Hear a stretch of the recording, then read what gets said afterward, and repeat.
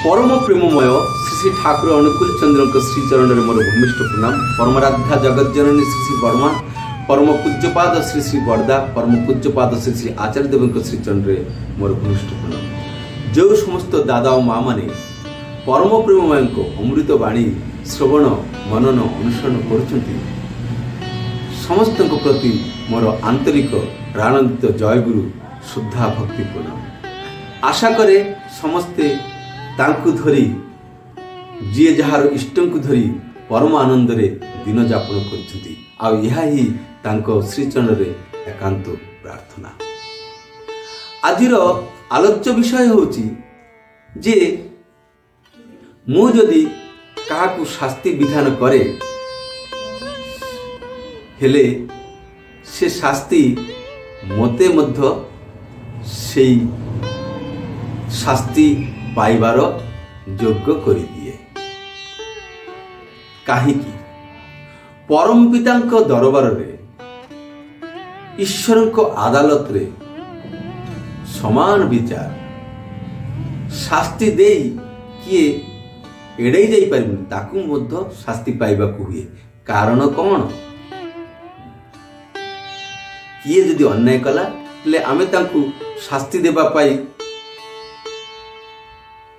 अंटा भिड़ी छिड़ा ही जाऊ। एमिति अनेक घटना आमे माने दैनंदिन जीवन रे देखिबा पाऊ, किंतु आम्भे माने निजर कौन त्रुटि थाउची सेटा कौन बुझी पारुछु? जदि बुझी पारुछु काहिकी, जदि बुझी पारुनु काहिकी? एटा होची आजिर मुख्य आलोच्य विषय। तो এই आलोच्य विषय टिकु पूरा पूरी स्पष्ट करिबा पाई मु प्रिय परम प्रेममय श्री श्री ठाकुर अनुकूल चंद्र गोटे बाणी को पाठ करी एवं से पाठ माध्यम आलोचना हम। ठीक अच्छी। तो यार पूर्ववर्ती भिडियोटी रे मु गोटे टॉपिक रखिली, सेटा होची जे विचारर भार, विचारर दायित्व, शास्तिर दायित्व निज हाथ में नेबाकू जाओ नहीं, अंतरर सहित परम पिता न्यस्त कर भल हम। यहीटा मध्य परम प्रेममय श्री श्री ठाकुर गोटे बाणी। ए विषय पुंखानुपुंख भाव गतकाली भिडियोटी आलोचना कर। जदि न शुणी शुणी बहुत सुंदर कथा गुड़िक अमृत कथा गुड़िक अच्छी जहाँ आम जीवन पाई अति उपयोगी। तो यही जो कथाटी कौन कहते शास्तिर भार नेबाकू जाओ नहीं, अंतर सहित परम पिता न्यस्त करने कहते। जदि आमे ताहा न करू हेले कौन हम? आमे जदि कहार से कथारे कहते जे काहाकू जदि अन्याय पाई तुमे शास्ति विधान कर, निश्चय जानी था परम पिता सही शास्ति उभयंक मध्यरे तारतम्य अनुसार भाग करि देबे। बुझी पारले कथाटी? जदि मु कहार अन्याय प्रति कि अन्याय कला मो प्रति ताकू शास्ति विधान करे, निश्चय जानी था परम पिता सही शास्ति उभयंक मध्य तारतम्य अनुसार भाग करि देबे। आग बाणी रे कौन कहले? शास्ति विधान कर नहीं, शास्तिर दायित्व नियो नहीं निज उपरे, तांको पर छाड़ी दियो भल हो। जदि कर सेटा को अमान्य करी हेले कौन हम? से शास्ति आम मते मते छाड़िबो नहीं। किंतु काहेकि छाड़िबो नहीं? मु तो अन्याय करी नहीं, मु जदि अन्याय करी नहीं हेले मु शास्ति पाइबी काहेकि? तो मोर अन्यायटा कोठी? शास्ति देवाटा नुह कि? हेले शास्ति दे कि मु कौन अन्याय करी, काहेकि अन्याय करी, सेटा आजिर आलोच्य विषय। तो पाठटी को आगे नेबा। परम पूज्यपाद श्री श्री पितृदेव सम्मुख में बाणी पाठ होला परे अरुंधति को आलोचना करने निर्देश कले। अरुंधति बाणी को पुनराय पाठ करी कहिले जे मु जदि कहार किछि अन्याय पाई शास्ति विधान करे परम पिता मते मते शास्ति देबे।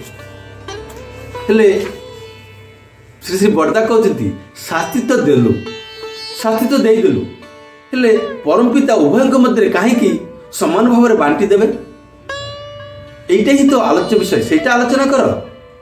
हुए तो दीपोद्योतक गोटे काम कला सेटा भल काम कला नहीं मुझे शास्ति देवी हेले परम पिता कहीं मत भी शास्ति देवे मत भी कहीं शास्ति देवे कहीं बांटी देवे शास्ति को ताहले कौन बुझा जाउची जे शास्ति देवाटा गोटे अन्याय कि अन्याय कहीं अन्याय सी अन्याय करिची ताकू शास्ति देवी किंतु ताकू शास्ति देकी मु कौन अन्याय कली परम पूज्यपाद श्री श्री बड़दा कहते शास्ति न देई जदि भल पाई सुस्थ कर देइथांत सेटा ही तंता भल सेटा ही उत्तम कार्य होता सेटा सी मध्य गोटे अन्याय कला मु गोटे अन्याय कली अथच दोषटा संशोधन तो है त्रुटि संशोधन है नहीं एटा ही होची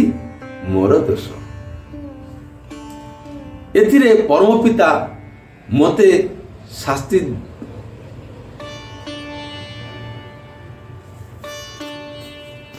परम पिता एथिरु मते मध्य शास्ति दे पाइबारु वंचित रखिबे नहीं एथिरे मते मध्य शास्ति देबे जदि भल पाई प्रेमर सहित तांकु संशोधन करा जाए हेले सेटा ही होची आदर्शर पथ এই কথাটিরে आदर्श किए परम पिता श्री श्री ठाकुर मोर आदर्श सी जहाँ कहते से आदर्श नहीं जदि संशोधन करुचु संशोधन होची शास्ति देले हेले ठीक अच्छी किंतु शास्ति देले तो तार संशोधन है नहीं संशोधन जदि न है मोर शास्ति देवाटा अन्याय आउ से अन्याय करवाटा तार अन्याय उभयों मध्य बांटी देव निश्चित यही विषय पितृदेव कहले गोटे पिला सी रेलवे क्वार्टर काम करती भिकारी टाइप रो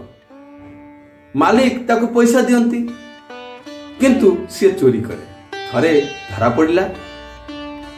पड़ला हाथ गोटे लात मारिकी ताको कंपाउंड रु बाहर कर से जो मालिक तांकर ठाकुर प्रति अगाध विश्वास थिला टाण थिला सकाल रे उठी देखिला तार गोड़ रे असंभव जंत्रणा बथा भाविला मु लात मारिची ठीक है सेथि पई मोर शास्ति हला कौन पाई से लात मारी थिला सेथि पई जे जेतेटा विशुद्ध जी जेते विशुद्ध आत्मा तांकर संशोधन मध्य सेते शीघ्र हुए से फील करती अनुभव करती बा से जो मालिक अनुभव कले जे जो लात मारी थिला ताहार पाई एमिति मोर गोड़टी हैला एमिति भावरे अनुभव करि पारंती भोलानंद गिरिजी एही प्रसंग रे अनेक कथा कहिसथि हुए तो जर हिची से जर हबार कारणटा कोन से जो माछटा मारिथिली सेथि पई हेची माछ मारिथिली ठीक अनुभूति जदि रहे ताहले ए सब किछि बुझी हुए आउ इष्टଙ୍କ प्रति अगाध टाण रहिले ही एही अनुभूति गुड़िक आसे तो आज हमर आलोच्य विषय थिला कोन जे परम पिता उभयଙ୍କ मध्य शास्ति विधान काहे की करिवे न कि कारण शास्ति विधान सेतेबेले करिवे जदि सेथिरे कहार मंगल नाही मु जहाँ प्रति शास्ति विधान करुची संशोधन करबा पाई जदि करिथांती हेले सेथिरे मंगल निहित अछि आउ ए अमंगल बा मंगल निहित नाही जोठी सेई भली कर्म कले सेई भली विचार कले शास्ति विधान कले सेथिरे मते मध्य शास्ति पाइबाकू पड़िबो आउ सेथि पय श्री बरदा कोन कहउचंती जदि भलो पाई प्रेमर सहित ताकू यदि संशोधन कर दिया जाए हेले ही एटा आदर्श पथ आउ यह न करिके आमे जहाँ किछि भी करू सेठी मते शास्ति पाइबा पड़िबो कारण सेठी कहार मध्य मंगल नाही ठीक अछि आज पाई एतिकी निश्चित आपण माने बुझी परिथिबे तो आम मन मन रखिबा पड़िबो जे କାହା ପ୍ରତି ଶାସ୍ତିର ଭାର ବିଚାର ଭାର ନିଜ ହାତରେ ନେବା ନାହିଁ। ଅନ୍ତରର ସହିତ ପରମ ପିତାଙ୍କ ଉପରେ ନ୍ୟସ୍ତ କରିବା ଏଥିରେ ଭଲ। ଯଦି ଆମେ ତାହା ନ କରୁଛୁ, ଶାସ୍ତିର ଭାର ଯଦି ନିଜ ହାତରେ ନେଉଛୁ ଏବଂ ଶାସ୍ତି ବିଧାନ କରୁଛୁ କାହାର କିଛି ଅନ୍ୟାୟ କାର୍ଯ୍ୟ ପାଇ, ହେଲେ ତାହା ଯଦି ସଂଶୋଧନ ବା ଭଲ ପାଇକି ନ ହୁଏ, ହେଲେ ସେହି ଶାସ୍ତି ମଧ୍ୟ ଆମମାନଙ୍କୁ ଛାଡ଼ିବ ନାହିଁ। ଆମମାନଙ୍କୁ ମୋର ଭାଗ ଯେତିକି ଅଛି ସେତିକି ଶାସ୍ତି ମୋତେ ମଧ୍ୟ ପାଇବାକୁ ପଡ଼ିବ। ତେଣୁ କାହା ପ୍ରତି ଶାସ୍ତି ବିଧାନ କରି ନିଜକୁ ଶାସ୍ତି ପାଇବାର ଶାସ୍ତି ପ୍ରାପ୍ତିର ପଥରେ ଠେଲିଦେବା ଉଚିତ ନୁହଁ। ଏହାର ଅର୍ଥ ହେଲା କାହା ପ୍ରତି ଶାସ୍ତି ବିଧାନ କରିବା ଅର୍ଥ ନିଜକୁ ଶାସ୍ତି ପାଇବା ବାଟରେ ଠେଲିଦେବା। ଠିକ ଅଛି, ଆଜି ପାଇଁ ଏତିକି। ଜୟ ଗୁରୁ, ବନ୍ଦେ ପୁରୁଷୋତ୍ତମ। ସମସ୍ତେ ଭଲ ରହିବେ।